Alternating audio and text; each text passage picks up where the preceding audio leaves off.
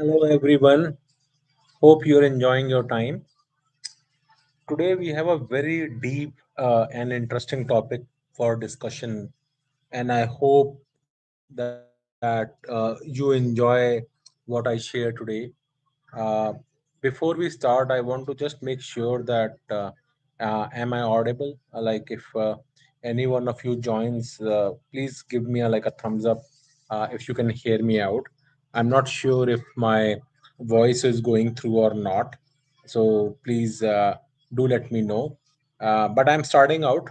So the topic that we have in hand today to discuss is that. Uh, when we actually take sides, or when we start supporting somebody, or when we start disliking somebody, we often share a lot of debates. We have been part of a lot of debates. We have taken sides, whether it is about celebrities, or choosing our political leaders, or even in daily walks of life. We have our own pros and like biases, and this is how we conduct our lives. But fact of the matter is that everything in life has certain things that are good, and other things that are not so good or not palatable. And one needs deep critical thinking to really understand where a person is wrong and where the person is right. And it also requires a lot of backbone actually to call out when certain thing is bad, and equally responsibility is wherein something when it goes right, even if you don't agree with other of their ideologies and philosophies, you go and basically applaud them for that as well. So you will see in life that we are encountered with lot of these dilemmas more often than not.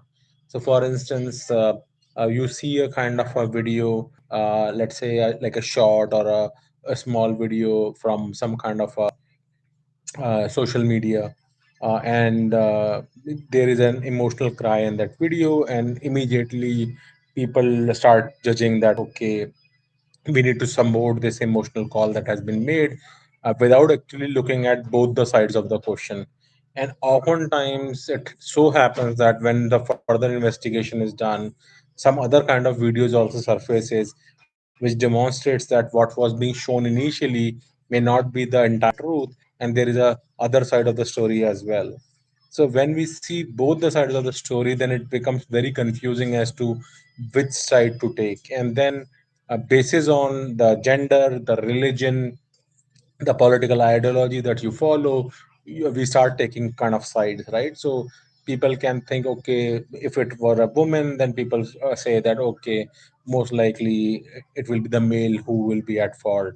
If these are like, let's say, Hindu and Muslims, and majoritarily, if people are kind of supporting like majoritarily in Hindus, they will find fault with kind of Muslims.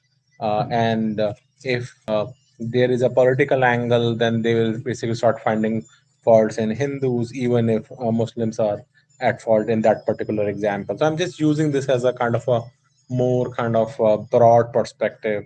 But you would see that in many of these dilemma areas, when you do not have the entire data, or if you get confused with what is being shown to you or what is being presented, then we basically fall back on our biases that we have. And I would say it's like very, very wrong to do that, because we need to get down to the bottom of the problem before we can arrive at a kind of a decision as to what is right, what is wrong. And to be able to come to a bottom of a solution, we need to be open. So we need to first of all stop pigeonholing people, that oh, this caste is like this, or rich is like this and poor is like this, or um, people of this race is like this and other races are like that. All those generalizations are good to understand when you do not have data in front of you, right? So for instance, when I was initially going to the US, or when I initially went, so first country that I went outside was Japan for a long term stay outside of India. So before going there, we were like given like cultural like trainings, where we were given like how Japanese culture is, what kind of an environment, etc. Japan has, what are the general etiquettes and manners, and how do you approach people when you basically land in Japan and things like that, right? Those cultural underpinnings were very, very important when I initially basically landed in Japan back in 2005 is when I basically went there first time. And at that point of time, I saw that all the initial cultural underpinnings that I had at that point of time really helped me to understand the people, build a connection with them, and things along those lines, right? But I would still not say that that was enough for me to really build long term deep relationships with people. That was just the beginning. It just told me like how to break ice, how to connect with people at a very surface superficial level, but it was not enough for me to really get to know people at a deeper level, at a personal level, and things like that. So what I'm stressing here right now is that all the superficial understandings or hearsay what we have learned or we have studied about cultures, people, and things like that may not be completely useful and sufficient for you to really understand culture and economy, people, etc. So, while the personal biases and the knowledge that we have from the past is helpful to break the ice, get to know people, get to know them in a certain kind of context when you have no knowledge or no information. But the real defining moment comes when you basically go deeper at next level, peel the onion as much deep as possible, and really build that connect with the people. Because at that point of time, it may so happen that the person that you're connecting with may be completely different from what you have heard from others of this is how a Japanese would be or this is how Japanese people will conduct themselves. So use biases and prior knowledge only when you have zero context of when you are going to meet a person and have no knowledge, no information, nothing. Then those biases, etc., will help you guide you in how to conduct yourself and things like that. But the moment you are present in person with people, try to gauge those people with the real time information that they relay to you, like how the manners are, what kind of etiquettes they are following, what actions that they are doing. Build your understanding of a person basis on your own personal interactions with them. Of course the past is there, so the way I describe building relationships, especially in a new context or when you are moving to a new geography, new area, is that you go with your biases, perceptions, etc., to a new place. Then you start meeting these new people. Then slowly you should start forgetting the biases and what you had learned about these people in the past, and your knowledge should be built based upon your current interactions, like how you deal with those people right now in present, what kind of actions that they have done, etc. So basically you should form an opinion basis on your own personal experience with them, and slowly and steadily you should start lowering your dependence upon the previous biases, etc., that you had heard about them or learned from books and things along those lines. That's the kind of spectrum that you should always have in your mind. So I'm not saying the biases or the learnings that you had without having any experience of the people is completely outdated or is completely bad. But what I'm saying here is that when you have no information, no knowledge, no context, then those biases, etc., will guide you. They will help you. But when you meet a specific group of people, then your interactions, their actions, like how you deal with them, what you learn from them in the real time, should be your guiding principle. And if those guiding, the signals that you're getting through those interactions actually invalidate your past learnings, then you should do that.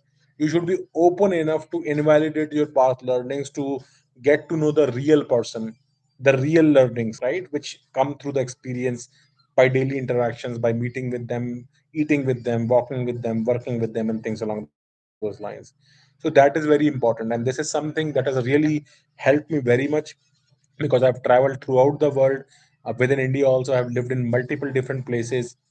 Me, originally being from Delhi, Hindi heartland, grew up in Delhi, but then I lived across like Pune, like Bangalore, Hyderabad, and then Mumbai, all these various places, and then I have visited multiple places, whether it is Pondicherry or Goa, then Nasik, and then many hill stations in South India as well. Then of course in Jammu, Kashmir, and Himachal Pradesh, Punjab, etc. I've traveled to quite a few places, right? And I've At least back in the day when we were still going to school and college, etc. I have used railways quite a bit, but then at least for since I started like working, etc., we shifted completely onto airline as a mode of transportation, right?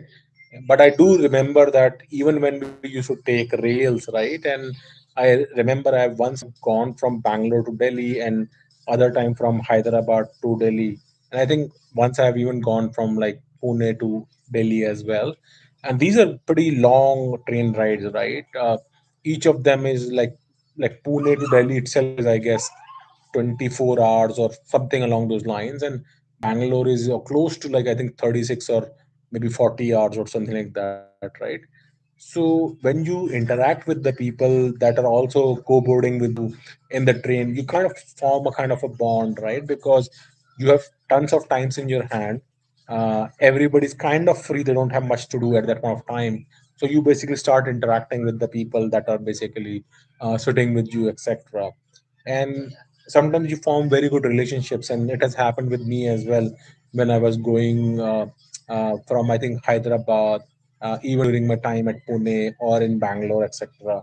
Similar thing happens when you are doing a long, haul flight. So whenever you travel between US to India, it's give or take like 24, 26, 19, 20 hours kind of like minimum, because from the US to Delhi, always there will be one kind of like stopover, maybe in Europe or in like Middle East somewhere, and then uh, one leg of the flight would be, if it is in the Middle East, so from US to Middle East would be 13, 14, 15 hours, and then from Middle East to Delhi would be like 3.5, 4 hours. And then there will be a layover for another 3, 4 hours. So kind of like 20, 22 hours is something the journey that happens. So it's a pretty long journey, right? And the people you are sitting with, you interact with them, and you can build relationship and get to know about them. And I have a habit that whenever I travel, I tend to chat with people, like whosoever is sitting next to me, to learn about their culture, what they work upon, what their interests are, and things like that. And that has given me a lot of perspective over the years. So I've done this across Japan, because that was kind of first long term visit for me. I did the similar thing when I went to like Sri Lanka, then Thailand. I did that similar thing in UK. I stayed in like Cambridge, and then even in the US, I've lived in multiple different states, be it like Washington State, back in Seattle, or California, Sunnyvale, Bay Area, and then out of Texas in Austin and Houston are the two places. Then New Jersey and New York. These are some of the places that I lived for considerable amount of several months or years at a stretch. And numerous times I have visited also these places, even when I was not living there, right? And each place has its own distinct culture, its food, its identity, how people basically interact with each other, etc. So when I was going to these places, so for instance, when I first visited New York, I had a kind of an opinion that it's a very crowded city. People are very on the face. They are very fast, and people are not very empathetic in New York. That was the opinion before I went to like New York, right? And when I actually landed in New York and when I started living there, so some of these things were right. Like people were too busy. There was always rush in the city. City was also pretty dirty. It used to smell quite a bit. I was right in the Manhattan, right? I used to live on the Upper East Side, and it was right next to the Central Park. So that was very good. I could just walk like 3, 4 blocks, and I was right in the Central Park. And I remember in summers they used to do a lot of concerts. So I'm very fond of music and singing and dancing, etc. And to my surprise, I would hear familiar sounds or songs, the latest pop music that was going on, and then I will see those singers, artist actually playing right in front of my eyes in the Central Park. And then I will realize, oh, so this is the singer of this particular song that I used to hear over the radio or over the my YouTube and things like that. So it was such a real experience, because I didn't even know the names of those artists or those singers, but I used to hear those songs kind of on a regular basis. So that was very good. I met so many, Marshmallow was, I think, very famous at that time. So he had come in, and couple of, I think, female singers had come in who I did not knew before that, but I then saw them physically right in New York. So that was a great experience. And what I actually found out in New York was that uh, the city is very expensive. It is very crowded. Like Manhattan Island by itself has so many skyscrapers. A lot of people are coming in. It's a kind of a melting pot. So what I liked about New York was that you can never go like kind of hungry in New York. So whenever you are walking towards, let's say, financial district or towards the southern tip of the New York, there are so many food carts who will sell you like cheaper food, for instance, right? Like whether you are at the what's the Times Square, or even if you're walking towards like financial district, or towards the end of the tip of the New York Manhattan Island, there will be so many carts selling like falafel, and those carts are very prominent. Then of course there are hot dog and all. Me being like vegetarian, I generally preferred like the falafel carts because they have rice and some salad on top of it, and then some falafel, etc. And the portion size that they give is also pretty huge, so it's pretty good size for you to stuff yourself. And uh, what I remember, you they would give it for like 10, $11, and basically you'll fill yourself, right? So uh, what you can find outside in the restaurants and all, it was way cheaper than that. Not way cheaper, but I would just say the quantity was quite good, and it was kind of decent, right? And this was not replicated anywhere else in the US. So I've been to like San Francisco, lived there, Seattle, lived there, Austin, Houston. Never found so many cards or food trucks. I mean, Austin had some cards, but they were like few and far between, right? Near the Sixth Street or near the University area in Austin, etc. But New York was like full of them. Like every street had a like a coffee donut kind of a cart, or like even Chinese walk carts. But falafel by far was the most famous one. And so that was good. That I did not know when I basically was going to the New York. Then second thing is, what I found was that yes, people were very fast. They were busy.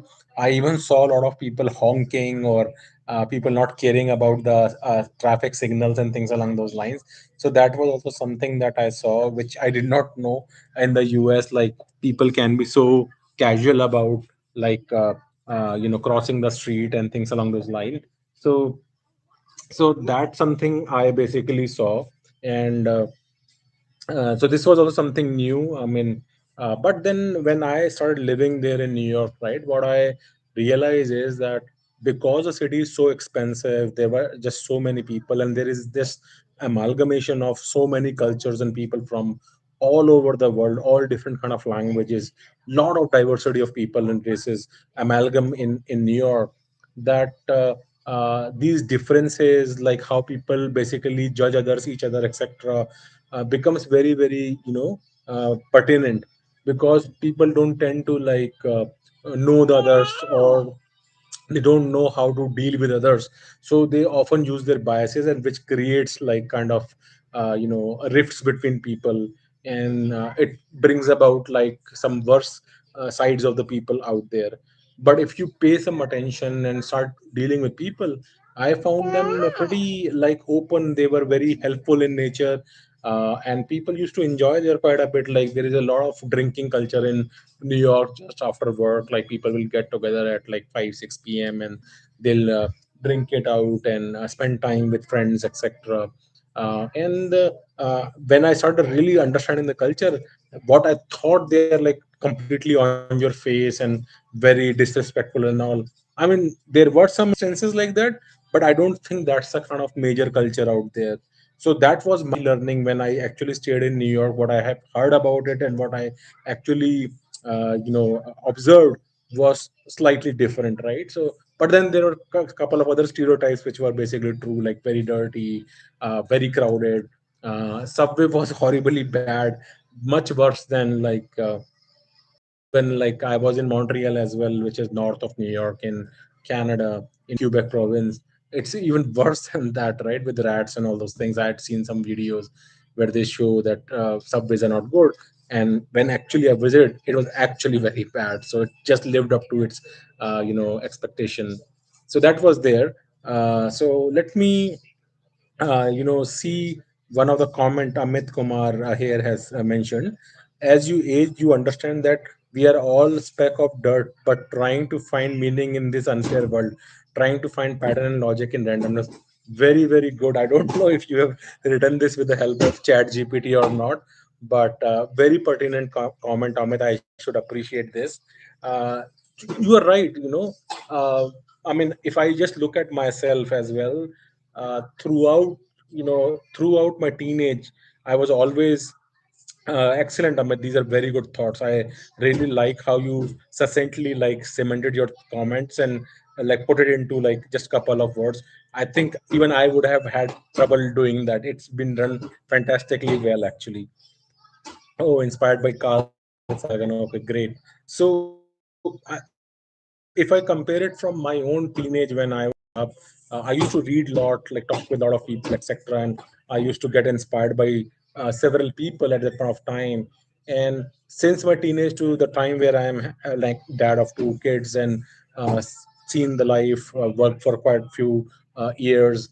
Now that I look back, you are right, actually, that all the experiences that we get, all what we have heard from people, or all what we have read from different books, when you start experiencing them, some of the things get validated because they are exactly the way that has been portrayed, but many things are new discoveries that you did not know that this is how it kind of plays out. And I have seen it kind of number of times it happen in that kind of a fashion. I mean, another thing is that I grew up in a like a nuclear family, wherein we didn't have much interaction with our extended family members. Um, and for that reason, I thought, whenever I am kind of dealing with, let's say, my kids, whether I'll be good dad or not, or like how will I deal with them, etc. I mean, I know I can take care of my kids, etc., but I was not very sure like how to deal with younger kids and things like that. But now that I am a dad and I have like young kids, I think I do just fine. And even though I was not trained for it, it's just learning by failure. I try to be best of what I can. Sometimes it is not that great, sometimes it is, but overall I think I do just fine. So this is also kind of a learning for me that what you believe that you can do and what you end up doing can be two different things, and life teaches you that. uh, I mean, I have not read any book about parenting, etc. I think it's all like learning by hand, like just doing it and just seeing what works out, what doesn't work out. But I have a lot of experiences to share because I've seen my parents parenting, like how they brought us up. I have seen some other people also of my friends and in my family also how kids are being brought up. And Now that I am bringing up my kids, so I have that experience as well. So I think I have good reference points, and I think the good part that happened was because very early on in my life I was exposed to very different cultures, right? So within India itself, as I said, I have traveled to like lived in like Bombay, Pune. So Maharashtrian culture is very different, and Bombay is very different from Pune as a city. In fact, I have made a podcast also where I talked about different cities and what is good, bad, and ugly in those cities. You should check out that podcast as well. But then my own experiences kind of shifted. Like even used to hear about like Bombay is very fast, nobody cares about anyone, everybody's just rushing things around. And again, when I actually went to Bombay, I saw people were very busy, things were a little bit chaotic, and people were very fast. So once I traveled in that whatever that metro or like local train they call it, right? And I touched my like ears that never am going to travel in the this local trains ever, right? It was just like a fun experience I wanted to do, and it was a horrible experience for me. In fact, I even dropped my tickets that I had taken, and a TT basically caught me that you're basically going without ticket, and I had to like plead with him, and I think he fined me like 500 rupees or something like that. So anyway, I didn't have a very good experience there. But when I started living in Bombay, what I realized is that this city is a city of dreams. It brings in all walks of life, people from like north, south, east, west, all amalgamate in Bombay. Even though I'm originally from Delhi, and even Delhi was, in some sense, a city of amalgamation where people from all walks of life come and try to make a living in Delhi. But Bombay was a complete different DNA from Delhi. In Bombay, what I saw was the work ethic of the people was completely top notch. Now, this could be because it's very hard to survive in Bombay. It's very expensive. But on the other hand, what I saw was that the street food in Bombay is very affordable. In fact, all the pani puri and whatever they were selling, jhalmuri or whatever they were selling, they were hardly like 20 rupees each actually. Which in my mind at that time, I'm talking about, I think 2016, if I'm not wrong. 2016 is the time, right? I'm talking about, which I found was incredibly like affordable, because even at that time in Delhi, like some of these things were already like 30-40 rupees, and we thought Delhi was cheaper actually. So that was good. Then second thing what I noticed was each of these stalls, or these thelas as we call it, right, local street food vendors, they were very neat and clean. So that was very another thing that I kind of found out was very good. And you are right, actually street food in Mumbai is actually very subpar from Delhi, because chaat, right, what North Indians make, nobody can basically capture that. And again, if you actually eat chaat in UP, you will forget even Delhi actually. So when you go to Agra or Lucknow or Varanasi, the tikkis and golgappas, etc., like completely different. I mean, even Delhi fails. So that is why if you go to like Chandni Chowk area or Eastern Delhi side, like maybe Shahadra or that area, their taste is very good. Like the samosas and all what they make, you can't get that in like Central Delhi or Western Delhi and things like that. And since I my naniji was in Agra, so I got to like eat a lot of sweets and a lot of street food, like especially chaat and all in Agra. It was just heavenly actually. I mean, when I used to go back to Delhi, I never found that thing. So I used to never eat out actually back in the day when I was still like in college and things like that. So that's a difference. But in Mumbai, what I found what was that even at the level of the street food, it was very well organized. One, there was cleanliness. Second, most of the street food vendors used to basically procure food from one place, and they were selling it at industrial scale. So because of that, they used to have economies of the scale. I didn't see that happen in Delhi though. Actually, so each vendor had their own way of making things, etc. And maybe that's what I think makes them different and tasty. Whereas in Mumbai, everybody tasted kind of same, dabeli, etc. Whatever I used to eat, and it didn't taste very good actually. So you're right. From a taste perspective, I think the street food was not very tasty, but economical. Yes, it was economical. Cleanliness was very high there, and I thought it was very well organized in the sense that pretty much everybody was selling at the same rate, etc. And this gave me an idea that because the street food was so cheap and generally food was cheaper, so all the people, the laborers, etc., that were there were able to afford the food. And in general, in Mumbai, the service people used to get higher salary. So two benefits: food is cheaper or affordable, while the salaries are higher. So a same person, if they were working in Delhi at a like a, let's say a laborer level or things like that, they will end up fetching more for basically procuring their food. So it is going to be costlier than, maybe the taste would be better, but it will be costlier than Bombay. But then they will make lower income. Whereas in Mumbai, they will make higher income, plus the food is cheaper. So kind of it is it is much better for them. But then the residential, etc., again in Mumbai was a mess. People living in chawls and all very dirty and things like that. So that's another side of it, which I think unless you live there and see it in front of your own eyes, it's very difficult to read about it in books or just listen to somebody and all, unless you basically see it for yourself. uh, so you also mentioned professionalism is high unlike Delhi. Yes, by far Bombay has the highest professional level. In fact, I wanted to make this another point as well, that I saw people used to work in half shift in Bombay as well. Like you could work for like 8 hours, 12 hours, and 4 hours in Bombay. That's all possible. Mostly in other cities in India, you can't have that way. Either it will be 8 hours or it will be like 12 hours, something in between that. But you will never find anything like 4 hours only. I saw people used to do two shifts, like one 8 hour shift and another 4 hour shift, etc. So if you are a workaholic, you really want to make earning. Bombay is the place where you can find different kind of work gigs out there in Bombay. You make another point here. Even auto guys, semi-skilled people have better overall commitment to work. Delhi always has late Latif. Very, very right. Extremely right. That has my in my experience, and this is something I basically documented in my podcast where I was comparing the different cities, etc. So my like whole emphasis in this podcast is about getting to know people. Like, so don't use just your biases and preconceived notions to determine what these people are like until you deal with them. That's when you start need to making opinion about that particular person. So biases and whatever you've read about them, whatever your prior knowledge is only good till the time you actually meet the person.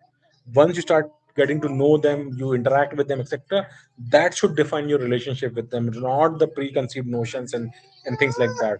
So basically the preconceived notions, prior knowledge should start going down, and the current level information and knowledge that you get from them should be basically taking higher precedence. And this has served me very well, whether I went to Japan, lived there, whether I actually went to New York or Seattle or like wherever I went.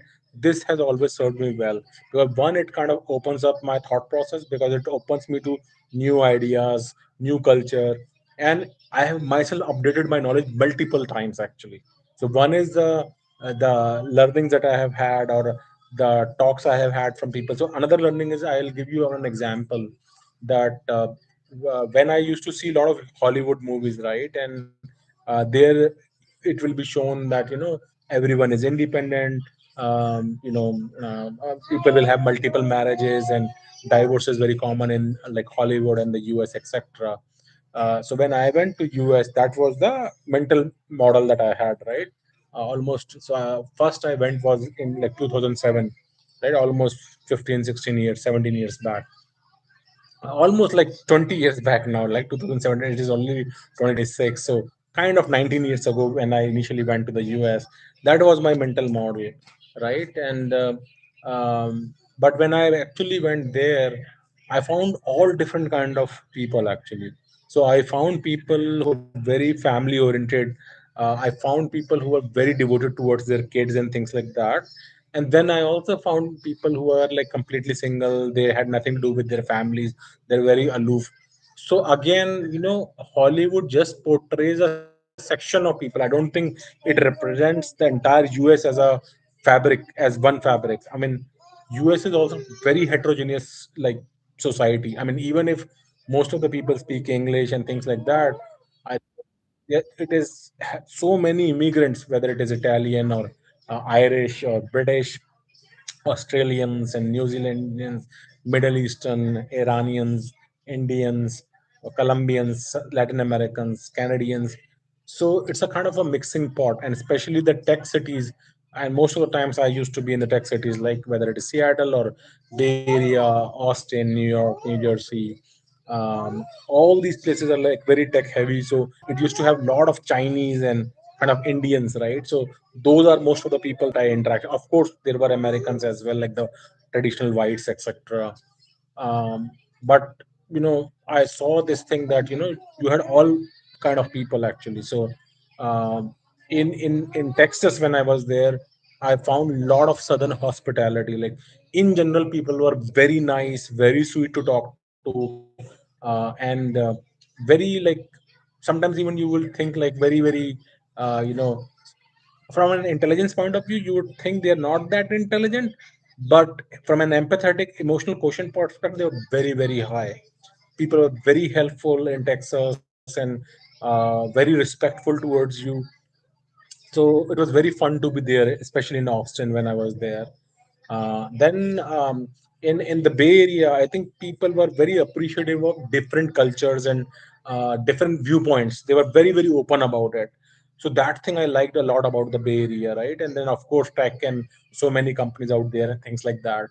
And then when I went to Seattle, Seattle was kind of laid back. Like, so I moved to Seattle back in 2012 actually, right? And it was kind of sleepy town, laid back, very similar to Texas in their laid back attitude and being like kind of a little bit conservative kind of city, very different from San Francisco and San Jose, where I initially was. But then Seattle had its own like culture and vibe, little bit introverted people, Seattle freeze. But then again, I found like a lot of interesting, very good people out in Seattle as well. Again, very helpful nature and with some like tech as well. And a lot of Seattle culture is like more dominated by like Amazon and kind of Microsoft, so that kind of plays out. But other than that, like I really liked living in Seattle as well. That's why like last 5 6 years I was in Seattle. So those differences are also there, and unless you start living there and observing it yourself, the preconceived notions itself will not help you. And one preconceived notion that really like defined is this. So everybody used to say Seattle rains like anything. It's like Cherrapunji of like the US, and it cannot be further from the truth. So when I initially landed in Seattle back in 2012, I remember it was, I think, 2nd January or 1st January. I think 1st January or 2nd January is when I landed in 2012 in Seattle. And within the first week, there was a snowfall out there. And back in the day, people told Seattle doesn't snow or very rare. And the moment I landed in Seattle, it snowed. So that was the first breakage of my preconceived notion. Second, Lee, what I saw was that when people used to say it used to rain a lot and it never kind of stops raining, and always the skies are dark and gray, so you get depressed and you don't have much sunlight and things like that. So I think 2012 2013 was kind of like that. So my parents wanted to visit me, and generally August is the summer time, and by September again the rainy season starts, so you tend to like avoid people to come to Seattle during like September. So for whatever reason, I told no to my parents, don't come now. It's already September, so not a good time to come. But they came anyway towards the end of August for a month and all.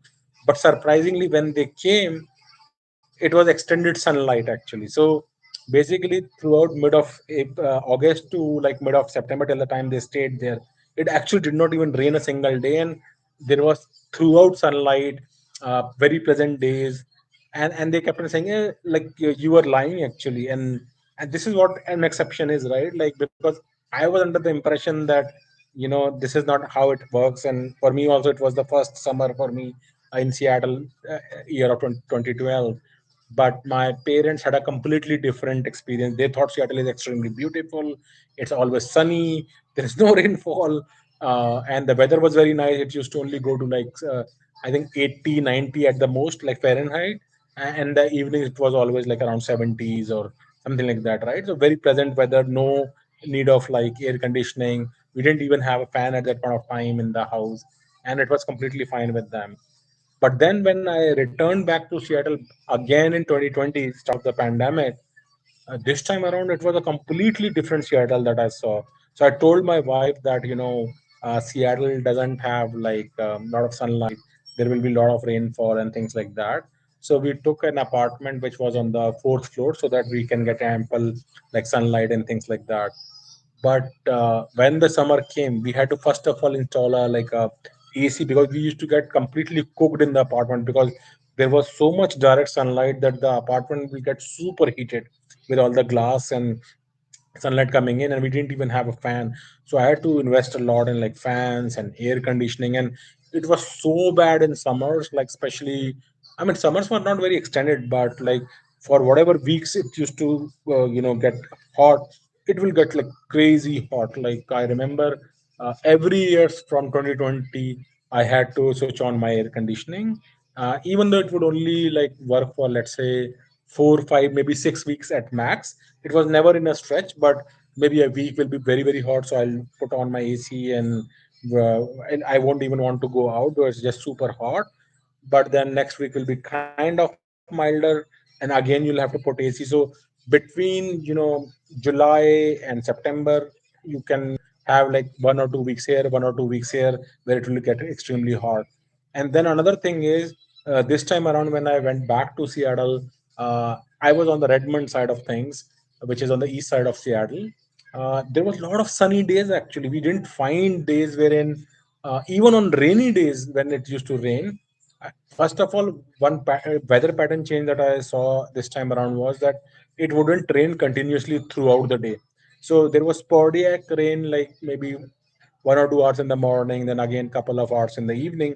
But then you will get burst of sunlight on the same day itself. So number of sunny days increased, number of hours you can get sunlight also increased. Rainfall basically went down. Earlier, like when I talked about 2012 2013 time frame, at that time rain would happen throughout like a day or throughout couple of days or even weeks. But that rainfall will be very like soft drizzle, like even you can say even like it almost felt like dew, something like that, right? But in 2020, fast forward, the rain used to be like very frivolous. Sometimes it used to even pour very heavily. So this weather pattern also completely changed. And then a lot of people would talk about like it will rain all the time, there will be no sun. This was further away from the truth. First of all, it did not rain all the time. Still rained quite a bit, but much less what I had heard about or experienced back in the day about Seattle this time around. Secondly, the sunlight was also quite a bit, like it used to keep coming again and again.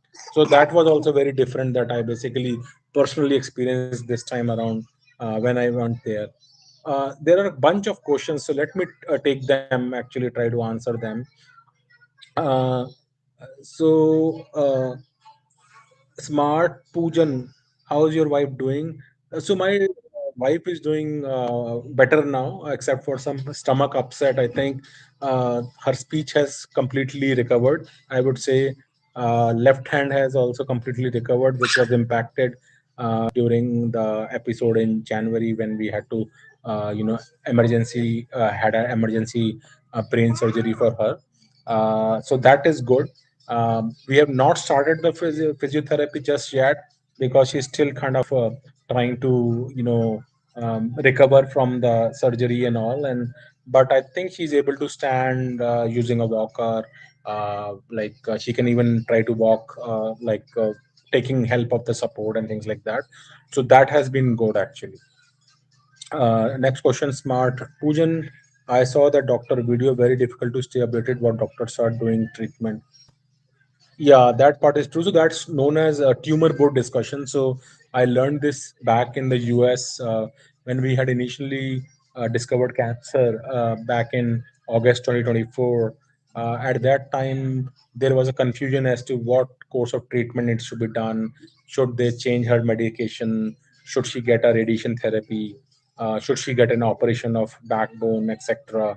So they did a tumor board wherein uh, different doctors from neurosurgery, neuroscience, radiation therapy, oncology, and a bunch of other nuclear medicine basically come together, discuss the complete physiology of a patient with their past experiences, and then they decide what the next step should be and how the discussion should be there.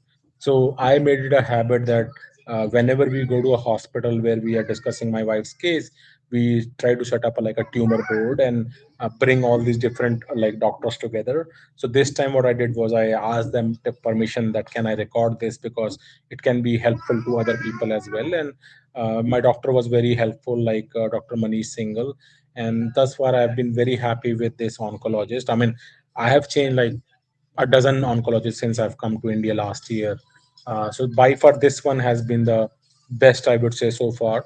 And he agreed that we can capture this video and post it out publicly. So that's what I did. And as you would see in the tumor board discussion, there was, I think, 8 or 9 doctors in the same tumor board room, and we were discussing about the how the disease is progressing, what are the different options that we have, what is the kind of treatment that we are going to give to my wife, and things along those lines. So that's the discussion we have. And the main doctor that is presenting is Dr. Manish Singhal at Yashoda Medicity in Indrapuram, Ghaziabad. Very gentleman and very empathetic doctor, I think. So that's what we did there. Now, switching back to the conversation of this podcast here, is that like I think we all have tendency of pigeonholing people, and this has been promoted by the US itself, wherein you pigeonhole people based upon the race, the color of the skin, caste, language that they speak, etc. And then you start judging them basis on that. I think we need to move beyond that point. Even in India, we do that, right? Like this person is North Indian, this is South Indian, East Indian, this, that, etc. Like we have bunch of casteism things like that. He's Vanya, he's Brahmin, he's Rajput, this, that, etc. OBC, this, that, and all, right? I think at the end of the day, these things are probably okay as when you read about them, or your parents or your family members talk about them. But when you start dealing with people, right, we need to start understanding the person that we are dealing with. This is not a group that this person represents.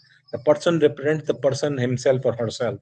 So we need to give them the courtesy to hear them, see their actions, and also present ourselves in front of them so that they can also understand who we are, what we represent, how we conduct ourselves.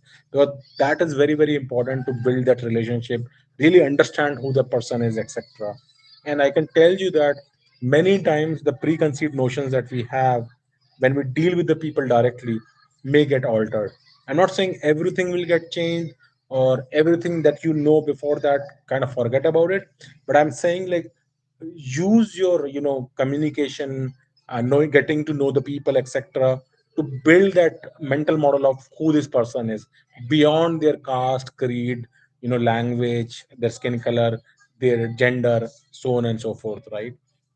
That is how you get to build relationship and get to know the people. And what I have learned throughout my experience, and having traveled the world so extensively, and dealing with like doctors and engineers and scientists, etc., throughout my life, that is what my focus is, that always give the benefit of the doubt to the people. Try to understand who this person is beyond the all the preconceived notions, or from which community this person is, or from which race this person has come in. And always have backbone, right? Like, even there are political parties, let's say, no, I see this all the time, that in India particularly, or even in the US, right, people will always divide you between democratic and basically republicans, right? These are the two major fractions in the US. uh, you can find like good in even in the republican and in the democratic, and you can find even bad in the democratic and the republican. I mean, I know when Joe Biden was the president of the US from Democratic Front, I used to find a lot of issues with the way he conducted himself, and kind of how he represented the US, and what are some of the opportunities we lost during the time when he was there. He was a very ineffective president for the US. But then when Trump came in, I knew he will create a circus and ruckus, and that's exactly what he did. So most of the things that Trump does, and I have like even did many podcasts about him as well. You would see I call out those things where he does it wrong, but then one thing he did good was about Stargate program and artificial intelligence and the investment of the funds and things like that. That I think is very, very good. I mean, that for that we have to give him the credit. And he even pushed all the AI companies and all the big tech companies to at least quote that this is the money that they're going to invest in the US and things along those lines. So that we have to call out is a good thing, but majority of the things he does is basically completely bad. So if you see the Democratic and the Republican, both have like basically bad apples, and you can see that play out. Same thing is in India as well, in a different light.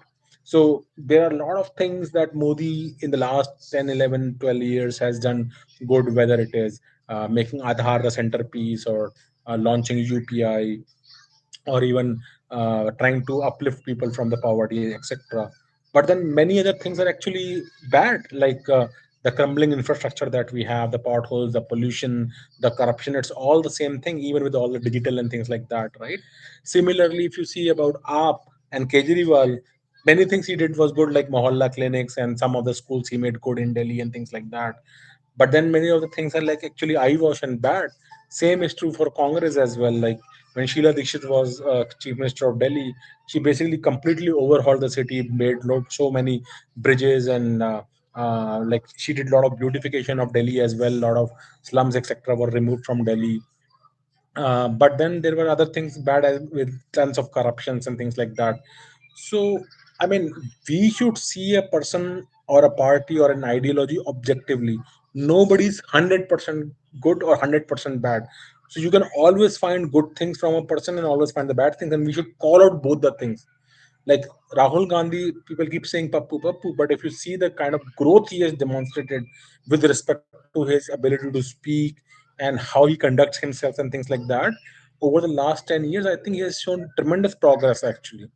Like his confidence and the way he speaks, etc. But is he fit for the prime minister? I still say no, he is not. But has he improved as a person, like the what we saw Rahul Gandhi as 10, 15 years back and where we see him today? He has shown remarkable progress, I would say, as compared to himself. So that is what we need to be able to see. Even for the people you dislike, or even for the people you don't follow the ideology, you should still be able to find good, and if you find good, you should call it out.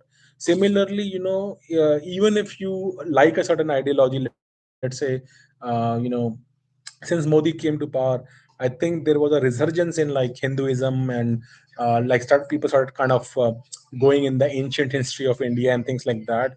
People started focusing a lot on Sanskrit and things like that. So I think it was Modi who brought that resurgence. After him coming to power, I saw that things happening even in the US, even in India. So that's a good thing. I also saw some of the things that he basically came out with, like Swachh Bharat and Startup India, etc. Even though those schemes have failed, at least I think at the initiative level, it was very good at that point of time. I also saw, like just now, like this week, they're doing AI Summit in Delhi. I think it is a good thing. But whether they will execute it, whether it will translate into actual development happening in India, that's a big question mark for me. Because again, I have a report card for the last 10, 12 years. Like Make in India, Startup India, these are all major disasters. They were very good schemes if the execution was right, if the right funding was there, if the right government framework was there. But nothing is there on the ground actually. So I'm very skeptical of this AI summit as well, right? Wherein in fact one of my initiatives, AGACP, was also selected. They interviewed us a couple of weeks ago, but we were not shortlisted to go further. It's a multi-agent framework that we had built in 2024. uh, but they couldn't understand what we were building or exactly how it will play out actually, right? But it's fine, it's a deep tech initiative, not everybody gets it. But what I'm saying is, right now they are doing this thing. I'm hearing both sides of the stories.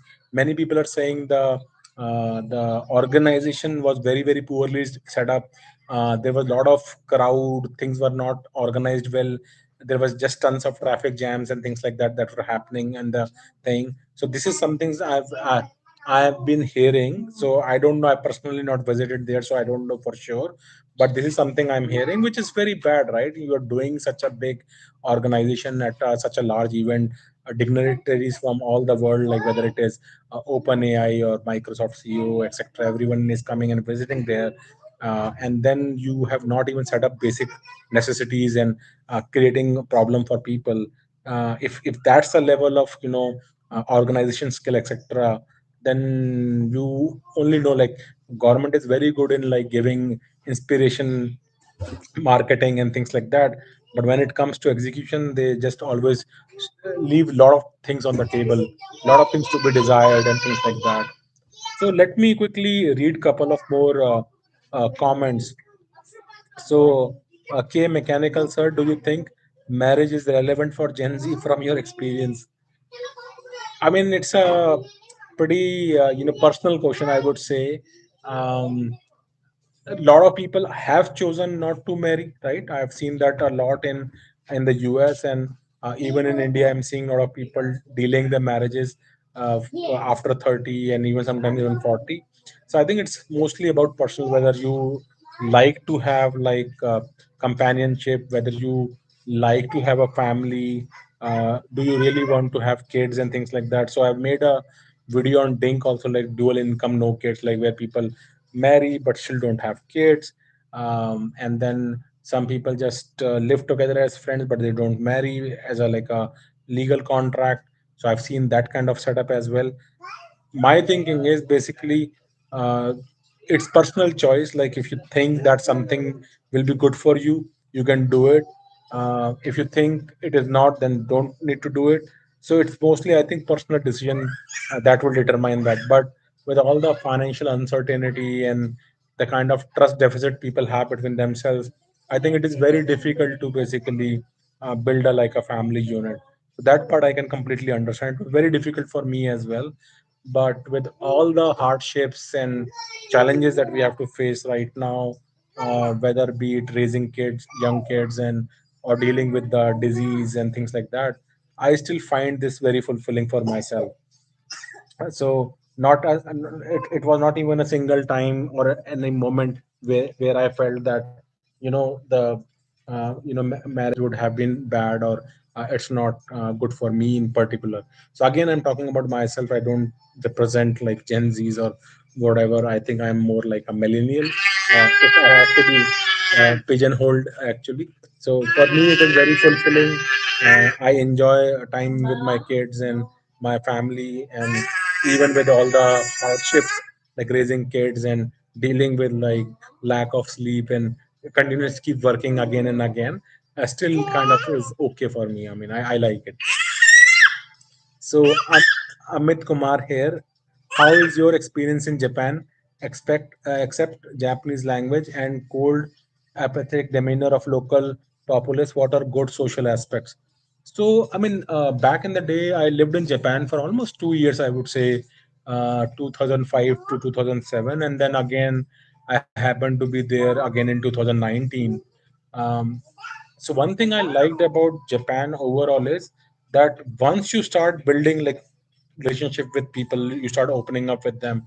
Japanese are not very extrovert for say, right? So in US and all, people will basically smile at you or talk to you, or they can quickly do like small talk and all.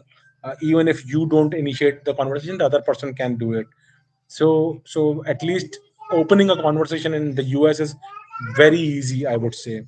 In Japan, that's not the case because people don't even make eye contact, and there is no habit of like smiling or something like that, right? So that's difficult. But once you tend to like be in, let's say, same apartment or same neighborhood, and you meet people, or even at the office you work and you meet people, etc., then it's a totally different game actually. People tend to like talk to you, they'll come and eat with you. Japanese also tend to drink a lot of beer, so again they have a habit of like Saturday Sunday they basically spend a lot of money in going to nightclubs and things like that. So I still remember we used to go to Shinagawa or Shinjuku. I forgot. It's a suburb in Tokyo. Roppongi, yeah, Roppongi was the, I think, the area where they had all these dance clubs and whatnot. And since I am fond of dancing and all, I didn't drink, but I like to dance, and a lot of people used to come there. So and then me being an extrovert, I think I used to like to speak in seminars, and I did some like festivals and all. I would anchor them and things like that. So people will get attracted towards me, and I had Japanese friends and ladies, and then in fact I have three friends there. All three of them were from my work, I think, at that time. Yes, three of them, not directly in my work, but they were from my company, and I was interacting with them, so that was very good. And each of them at that time were of different age. One was like 35, which I was very surprised because she didn't look 35. One was I think 28, 29, and the other one was I think 23, 24. And I was probably 24 at that time when I was there. So that's that. Then one of my business partners himself was like around, I think, 80 or 82 years of age. And again, he didn't look like 82. And we had a very cordial relationship. I would fix meals for him at my home, and he'll come, and I didn't even have furniture, etc. So he'll easily sit down like and eat with me. And he was like almost like my grandfather's age at that point of time, right? My dadiji used to be like 80 plus at that time, and this person who was my business partner was also like 82 or 83 at that time. Very incredible health, uh, very respectful, very trustworthy people. Uh, I did not find any litter, etc. in Japan. Trains used to travel on time. No, like even in the rush hour in Japan, people were not pushing and shoving each other. They were very respectful towards each other. Never saw any like fight or anything like that in Japan ever throughout my tenure. And when I started knowing people and interacting with them, they were very, very nice actually. So I have very pleasant memories in Japan, other than the fact that initially when I went there, 2005 2007 time frame, Japanese was the main language and not many people understood English. So it was always very hard to break a conversation and interact with them and all. But when I went back again in 2019, to my surprise, a lot of people used to speak English at that time, at least in Tokyo area. I can't talk about villages and other cities, etc. But a lot of people spoke Japanese, and even all the shops that were out there uh, were where people Maritsu and 7-Eleven and a 99 QQ shop, we used to call it 99 Yen shop, and all those places, even the people in retail and all were speaking English this time around, like when I went in 2019. So this was a major kind of difference in when my initially went in Japan, and then more recently I went. Recently I went. It was very busy, so I didn't spend a lot of time with Japanese folks. It was mostly with Indian and through my work and things like that. And I was very busy this time. I didn't even go for a long time, so it was mostly just travel for work to home, home to work, and I didn't get much time to like go around and talk with a lot of people. So my memories of Japan are much more like 2 decades old, right? 2005 2007, that time frame, and that was in a very extended period of time where I lived in Japan. Again, I was in Kawasaki, which is like next prefecture next to Tokyo. So again, you can say it's kind of Tokyo culture, only not very far away from. So it's like Delhi and like NCR, like Noida. So it's kind of adjacent culture actually. So overall, what I would say is that one, we need to have backbone, even if something doesn't align with our ideology, or if there is certain ideology that we follow, and if there are certain faults in that ideology, we need to call it out. And it happens more often than not, especially during celebrities. Like if you follow someone, and even if they do wrong, it could be like a guru that you follow. It could be a influencer like myself you follow. If you don't align with certain thing, you should call it out, even for me, and it's completely fine. We can all do mistakes, right? So it's not that because I have experience or because I have gray hair, whatever comes from my mouth is gospel truth. I don't claim that, neither that is going to happen, but I'm always open to kind of learning, hear different perspectives. And you can only do that if you have critical thinking, openness in your mind, and you're always open to learn. And that has served me very well, I would say. And each day it's a new learning, and I keep kind of updating my knowledge accordingly. And this is something basically keeps me pushing forward. So that's something you can all do in practice, and I think it will help you out. And second thing is that pigeonholing people is okay to certain extent, but it's better to learn about the people in one-on-one conversations, getting to know them in person and things like that. So and always be open that if you learn certain thing new, then you will update your knowledge.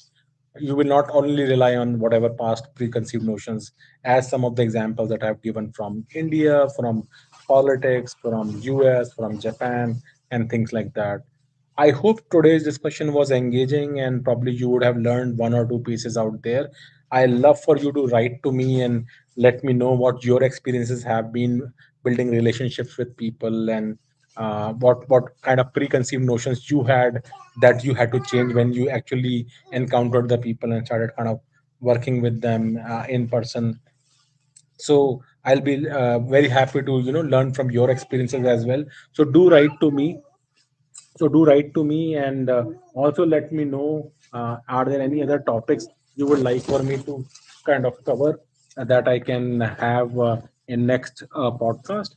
And if this was something interesting, do like, share, and subscribe. And we'll meet in the next podcast again. And please enjoy your time, eat healthy, sleep right, exercise, and talk to you soon. Take care and have a nice day. Bye.